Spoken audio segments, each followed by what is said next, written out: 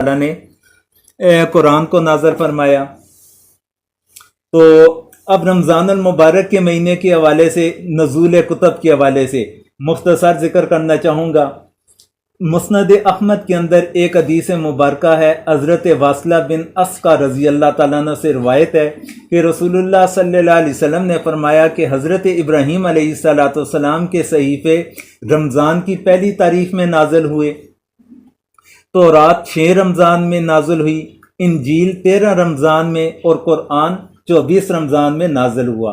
اور حضرت جابر رضی اللہ تعالیٰ عنہ کی روایت میں یہ ہے کہ زبور 12 رمضان میں، انجیل 18 رمضان میں نازل ہوئی۔ یہ دونوں احادیث مبارکہ، یہ دونوں اقوال تفسیر ابن کثیر کے اندر موجود ہیں۔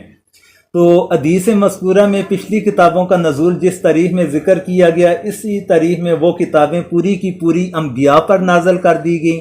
قرآن کریم کی یہ خصوصیت ہے کہ یہ رمضان کی ایک رات میں پورا کا پورا لوح محفوظ سے آسمان دنیا پر نازل کیا گیا، مگر نبی کریم صلی اللہ علیہ وسلم پر اس کا نزول 23 سال میں رفتہ رفتہ ہوا تھا۔